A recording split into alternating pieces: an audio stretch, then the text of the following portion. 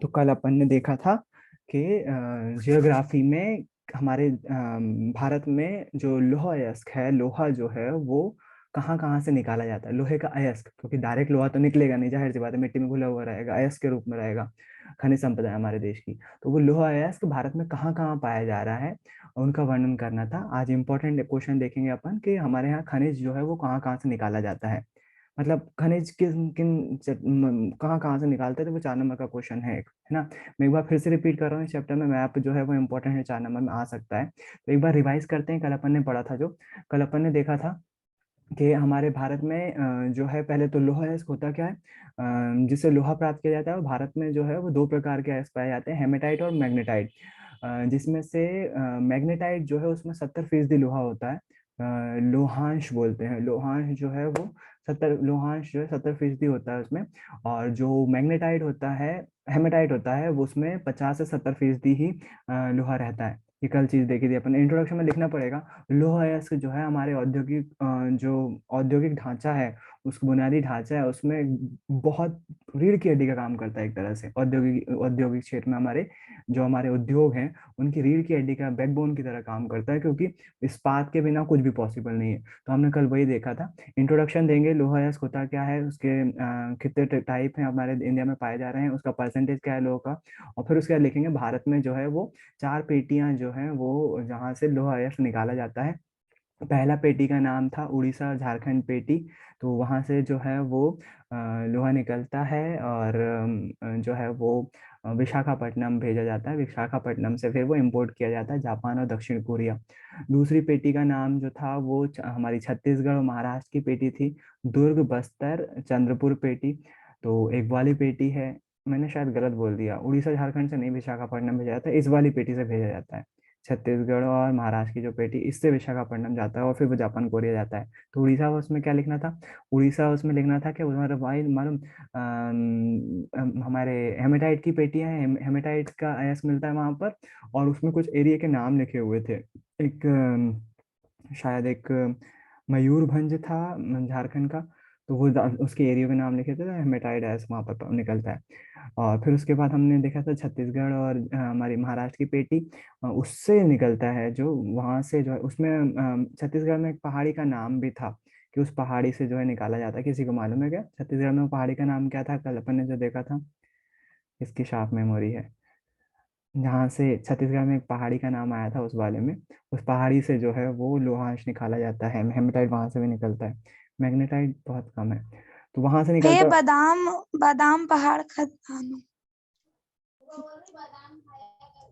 बादाम खाया कर। नहीं। अच्छा, बादाम खाया कर बोला, और दोनों दोनों सोचते बादाम नाम नहीं। वो पहाड़ी का नाम जो था, 2 मिनट, ये बात तो मेरे पे भी लागू होती है। बादाम ही लिखा है उसमें। नहीं नहीं, बादाम नहीं था। और कोई मदद करो ना भाई, और कोई हो नहीं क्लास में, यहाँ पर हो ही नहीं का। यह बादाम पहाड़ खदानों से निकाला बादाम, था। बादाम पहाड़ों से कहाँ से था, छत्तीसगढ़ के पहाड़ का नाम था बादाम। केंदुछर जिलों में बादाम पहाड़ खदानों से निकाला जाता है। तेंदुछर। मैं कुछ, केंदुछर। तेंदुछर,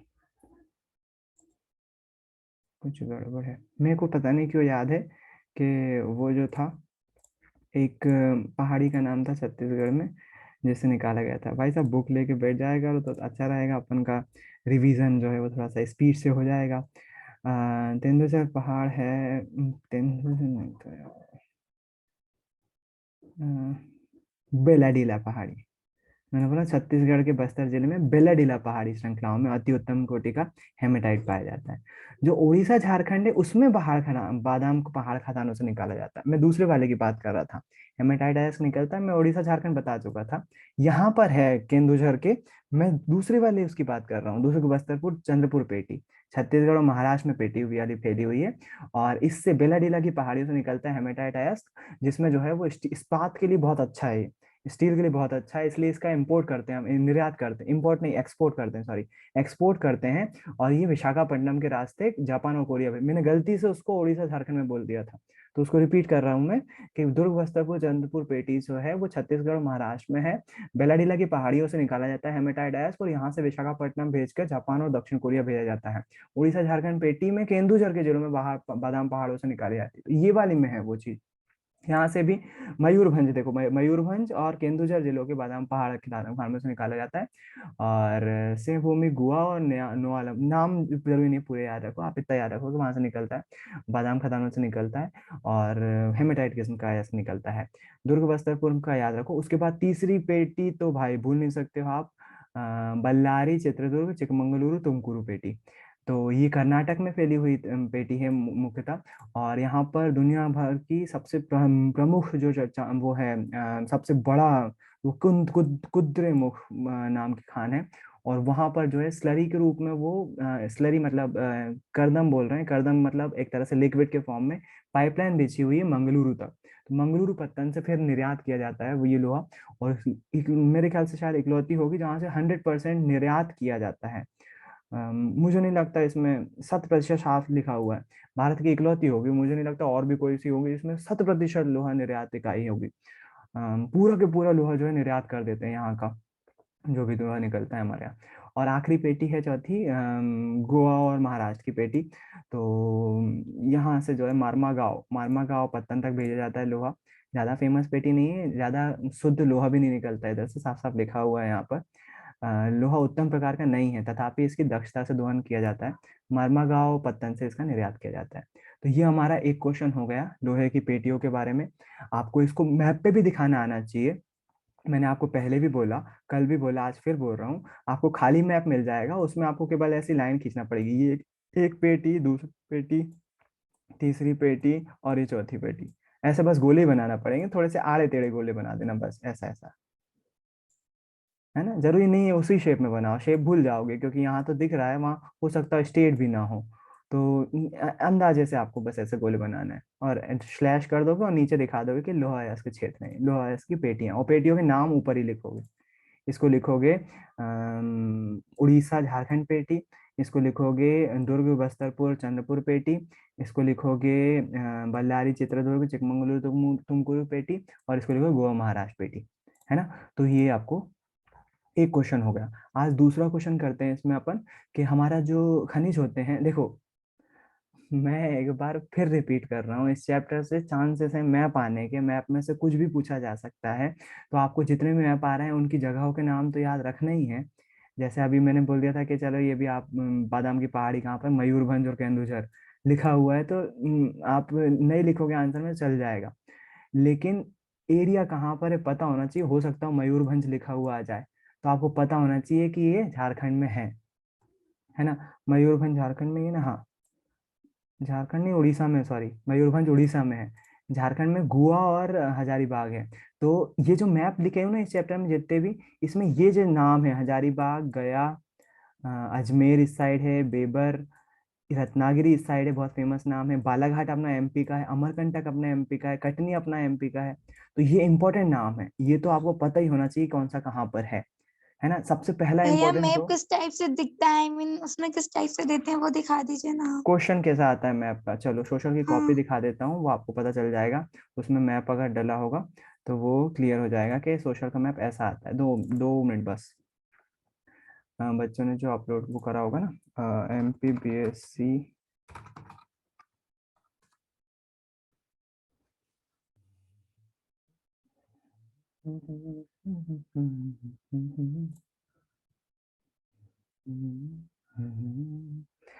इंग्लिश में होगा ये सोशल साइंस का पेपर जहाँ तक, क्योंकि दोनों बच्चे इंग्लिश मीडियम के थे इनके, तो इंग्लिश मीडियम में होना चाहिए जहाँ तक है। हाँ, इंग्लिश मीडियम का है, कोई दिक्कत नहीं, अपन को कोई परेशानी नहीं है। परेशानी उनको हो जिनको इंग्लिश नहीं आती, अपन को आती है। मजाक कर रहा हूँ, नहीं आती, लेकिन मैप ही तो देखना है अपन को। इंग्लिश में लिखा है तो आपका कोई काम का नहीं है, मतलब लिखने के तरीके के लिए देखते हैं अपन भाई, इसको कॉपी थोड़ी ना करना है, कोई अब्दुल कलाम की कॉपी थोड़ी ना है। मैप ऐसा आता है। तो किस्मत से यहाँ पर जो है वो एरो बने, मतलब राज्य बने हुए आए हैं इसमें, किस्मत से, हमेशा नहीं मिलेंगे। तो रानीगंज यहाँ पर है, पश्चिम बंगाल में। हाँ, ऐसा मैप आएगा। तो आपको ऐसा दिखाना पड़ेगा कि एक पेटी यहाँ पर है, एक पेटी यहाँ पर है, एक पेटी यहाँ पर है, और एक पेटी गोवा और महाराष्ट्र में है। ऐसे गोल बनाना पड़ेंगे और यहाँ दिखाना पड़ेगा कि आपने क्या दिखाया। तो मैप में जो क्वेश्चन आए थे वो ये आए थे, रानीगंज दिखाओ, कोरबा दिखाओ, विजयपुर दिखाओ, सोनीपत दिखाओ। तो सोनीपत हरियाणा में है यहाँ पर, ये एरो बना के इन्होंने लिखा होगा यहाँ पर। पता नहीं लिखा है कि नहीं लिखा। दिल्ली के पास ही है हरियाणा, सोनीपत। रानीगंज पश्चिम बंगाल में है, कोरबा छत्तीसगढ़ में, और विजयपुर जो है वो इंडिया मतलब मध्य प्रदेश में है। तो ये इन्होंने लिखा हुआ है, डॉट करके एरो के से दिखाया है रानीगंज। तो ऐसा मैप आता है। और पिछली बार, अच्छा मैप जो है वो पेपर में लगा हुआ आता है, ये वाला मैप जो है ना। तो जरूरी नहीं है आपको ये स्टेट की लाइंस दिखें मैप में, है ना। हो सकता है ये मैप जो है वो वर्ल्ड मैप दे दें, इंडिया का ना देकर वर्ल्ड मैप दे दें। तो हो सकता हो ये खाली मैप आ जाए आपके सामने, स्टेट की बाउंड्री ना दी हुई हो, और बताया उसमें बता दिया कि बताओ कि भाई इसमें नदी कहाँ बहती है ना। जरूरी नहीं है कि नहीं ही आएगा, लेकिन आ भी सकता है। मैं ये बोल रहा हूँ कि यही एक्सपेक्ट मत करना कि स्टेट की बाउंड्री आएगी, एक्सपेक्टेशन लो रखा करो। जरूरी नहीं है, ये बिना बना हुआ भी आ सकता है, ये बाउंड्री नहीं दी होंगी, हो सकता है स्टेट दिए ना हो, है ना। चांसेस है आते हैं कॉमनली, लेकिन किस्मत। यहाँ पर ये बांग्लादेश है अपना, ये नेपाल है, ये भूटान है, नीचे श्रीलंका है, इस साइड पाकिस्तान है, ऊपर चाइना है ना। म्यांमार इस साइड है।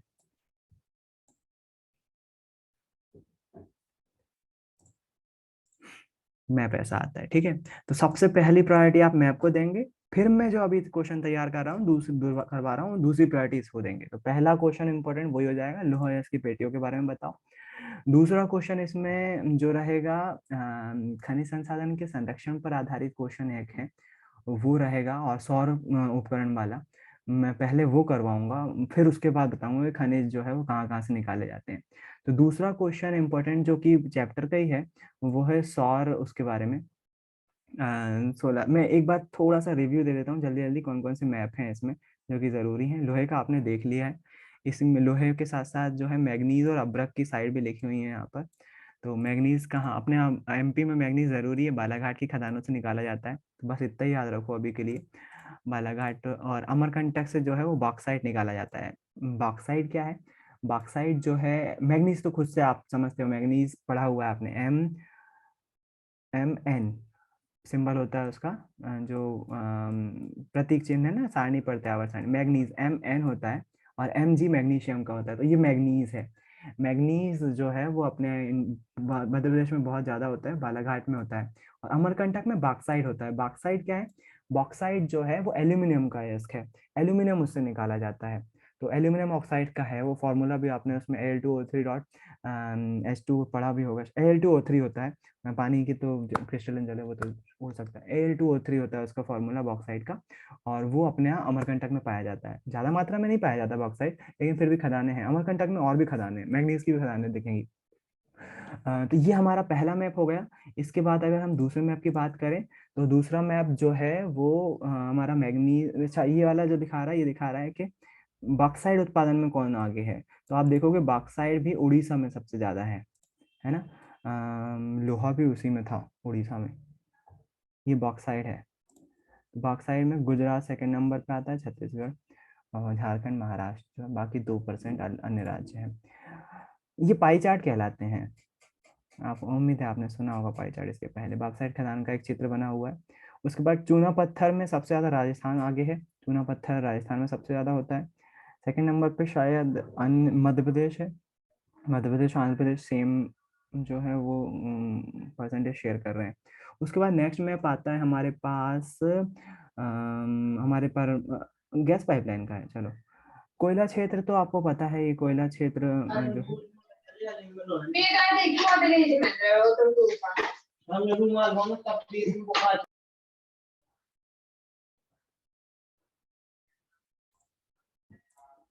अगला मैप में हमारी एक इम्पोर्टेंट पाइपलाइन है जो कि HVJ पाइपलाइन कहलाती है। HVJ हजीराबाद, विजयपुर, और HVJ से क्या होगा, हजीरा, विजयपुर और हरियाणा, नहीं, HVJ है, HVJ। बहुत फेमस पाइपलाइन है, बहुत लंबी है, यहाँ पर दिखने में बहुत छोटी दिख रही है। नाम भूल गया हूँ मैं, नाम भूल गया हूँ मैं। हजीराबाद, विजयपुर, जैसे क्या था, हजीरा, विजयपुर, जैसे यहाँ क्या है यार, कोई भी तो नहीं दिख रहा। जगदीशपुर, जगदीशपुर, ये जगदीशपुर दिख रहा है।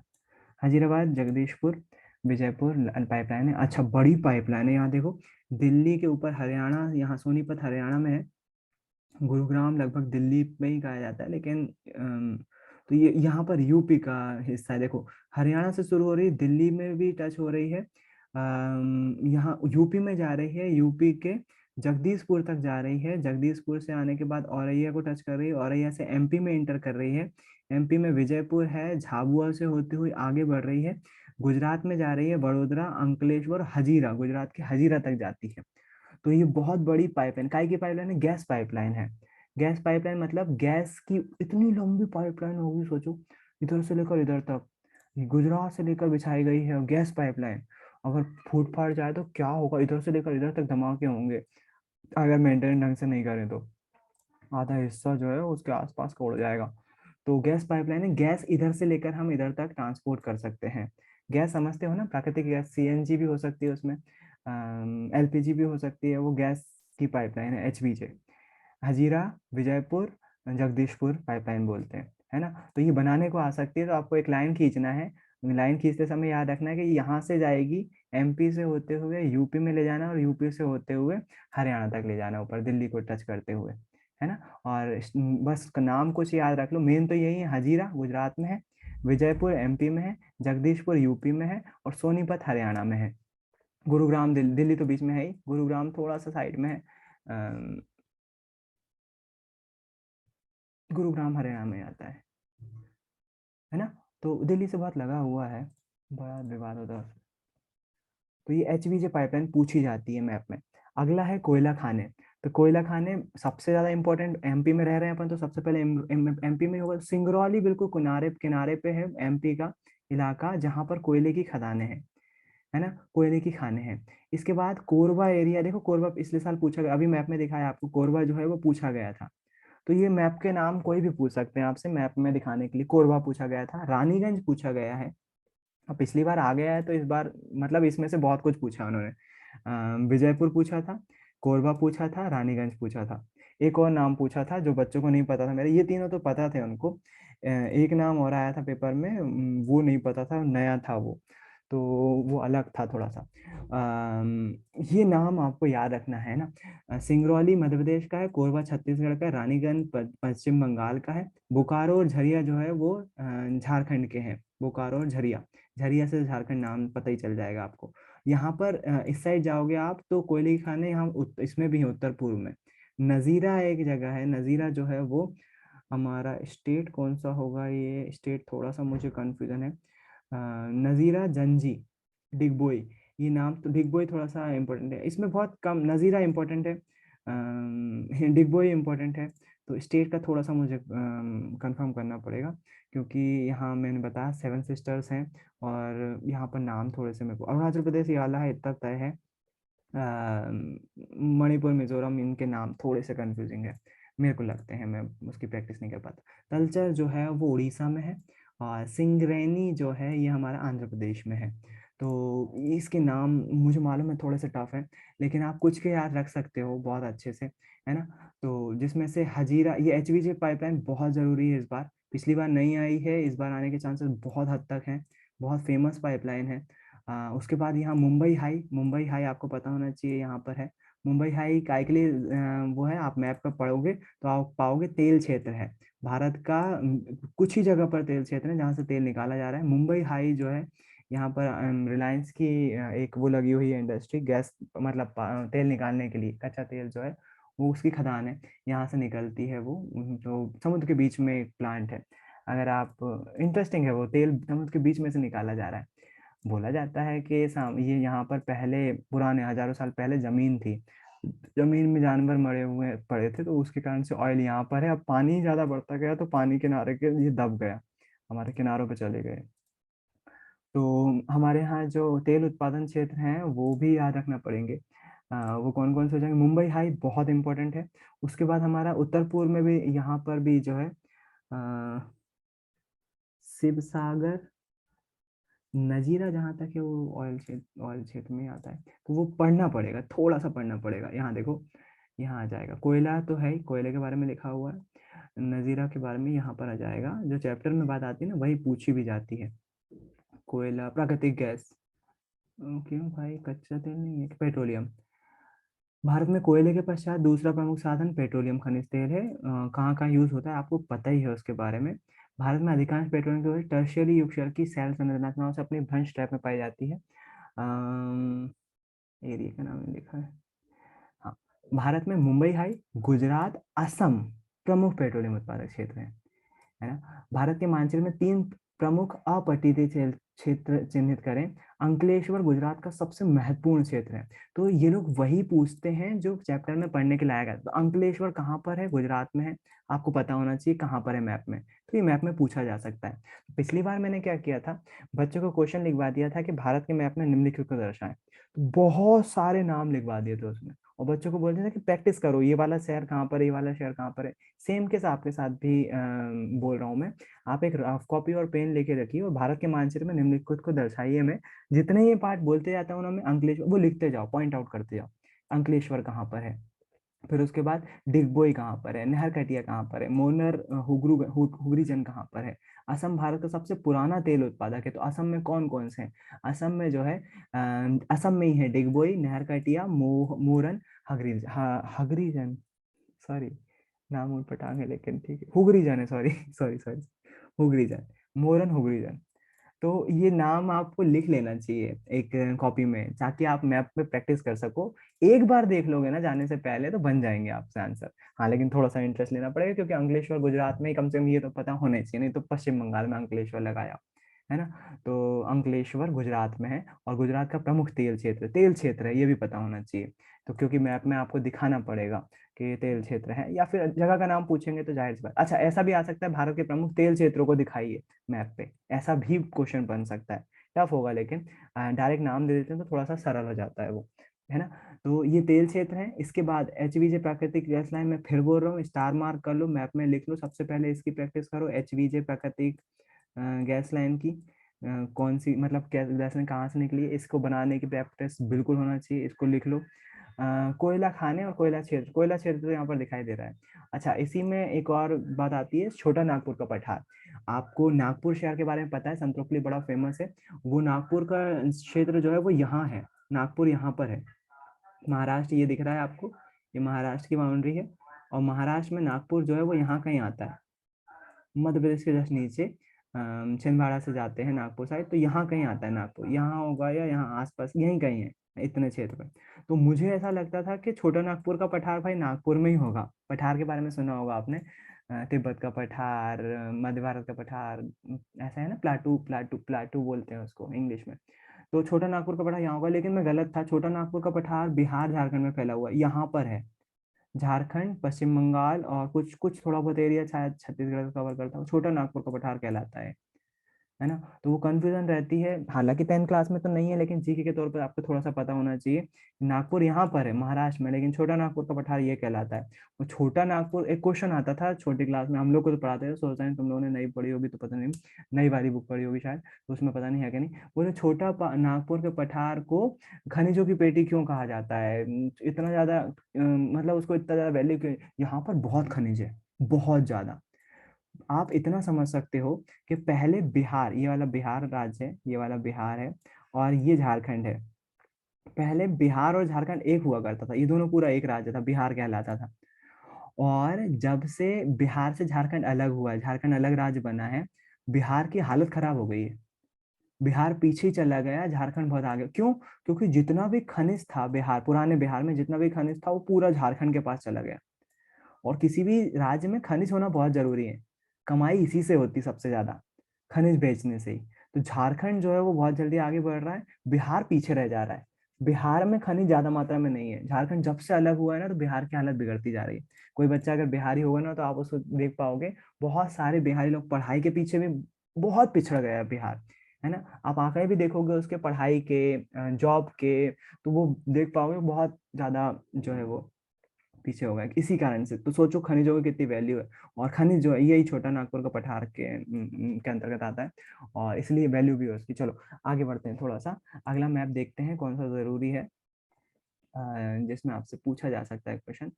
आणविक और तापीय संयंत्र है। तो तापीय संयंत्र उनको बोलते हैं जो कि जहां पर कोयले से बिजली बनाई जाती है। अगेन फिर से बोलूंगा, यहाँ पर एमपी जरूरी है, एमपी के बारे में। सतपुड़ा में एक हमारा तापीय संयंत्र है, कोयले से बिजली बनती है। अमरकंटक में तापीय संयंत्र, सिंगरौली में आपको याद होगा कोयला की खदान भी है हमारा। तो ये 3 तापीय संयंत्र हैं, मध्य प्रदेश के बहुत फेमस है। कोरबा में भी कोयले की खदान है, तो वहाँ तापीय संयंत्र भी है।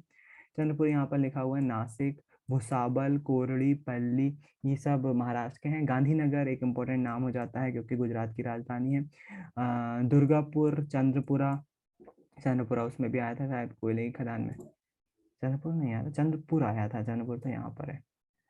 चंद्रपुरा यहाँ पर भी हुआ है, दोनों चंद्रपुरा है ये झारखंड में, और ये चंद्रपुर है महाराष्ट्र में।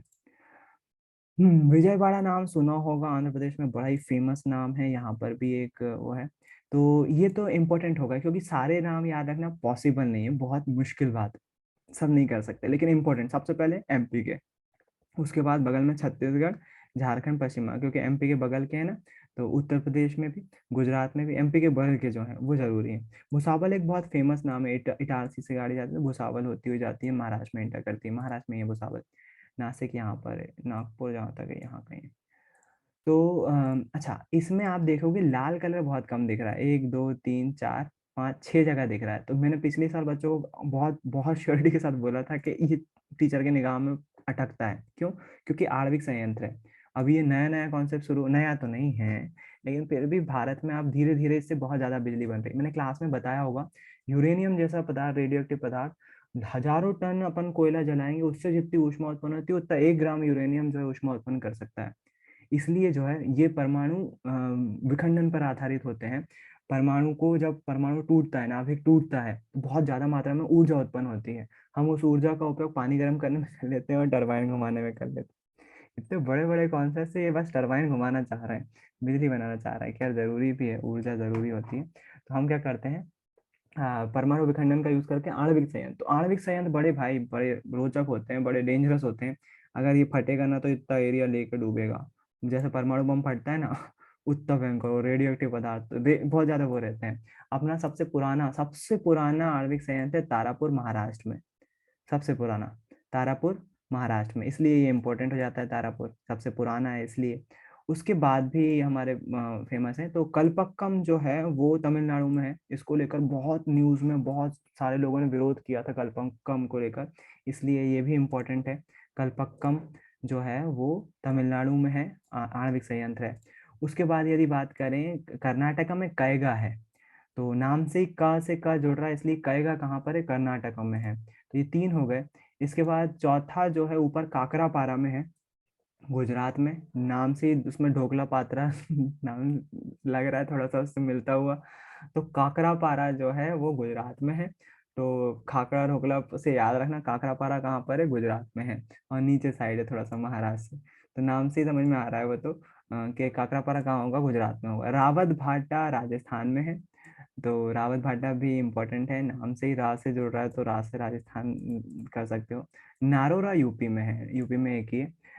एक्चुअली में सभी राज्यों में एक ही है, एक से ज्यादा ये लोग रखते नहीं है अभी अभी के केस में, क्योंकि सिक्योरिटी सेफ्टी की दृष्टि से बहुत खतरनाक है। एक ही उड़ेगा ना तो आधा राज्य उड़ेगा सीधे सीधे, तो बहुत खतरनाक होते हैं ये वाले। इसकी जगह पर हम भारतीय सरकार काय पे फोकस कर रही है, सौर ऊर्जा पे, जो कि हमारा अगला क्वेश्चन भी है, इंपॉर्टेंट है 4 नंबर में। तो ये याद रख लेना भाई साहब, जरूरी है, जितने भी नाम बताए हैं अभी। हमारी सरकार जो है सौर ऊर्जा पे फोकस कर रही है, और यहाँ पर इसलिए भारत में सौर ऊर्जा का भविष्य उज्जवल है। इस पे निबंध लिखने के लिए भी आया है। तो अपन इसमें क्या क्या पढ़ सकते हैं सौर ऊर्जा के बारे में जो लिखा हुआ है। भारत एक उष्ण कटिबंधीय देश है। भाई साहब पहली लाइन ही बताओ, उसका मतलब बताओ, उष्ण कटिबंधीय का मतलब क्या होता है। हम जियोग्राफी में पढ़ते हैं इसको, उष्ण कटिबंधीय देश है। उष्ण कटिबंधीय वन भी होते हैं, आपको मालूम होगा, उष्ण कटिबंधीय वन, उष्ण कटिबंधीय देश है। यहाँ सौर ऊर्जा के दोहन की असीम संभावनाएं हैं। उष्ण कटिबंधीय देश का मतलब होता है, जो भूमध्य रेखा के देश होते हैं ना, भूमध्य रेखा पे बहुत ज्यादा गर्मी पड़ती है, उसके ऊपर का देश है और वहाँ यहाँ की जलवायु उष्णकटिबंधीय मतलब होता है यहाँ की जलवायु कैसी है। तो जलवायु उष्ण है मतलब कि थोड़ी सी नमी लगातार बनी रहती है। जैसे ही आप भूमध्य रेखा के ऊपर वाले देश में पहुंच जाओगे ना, जैसे अभी मालूम है भूमध्य रेखा मतलब पृथ्वी को जो बीच में डिवाइड करती है। मैं कर रहा हूँ इसको कंटिन्यू, आधा घंटा हो गया है, तो एक बार फिर से ज्वाइन कर लो फटाफट, क्योंकि एक मीटिंग फिर वो ज़्यादा लंबी हो जाती है। एक बार फिर से ज्वाइन करो फटाफट, मज़ा आ रहा है अगर पढ़ने में तो।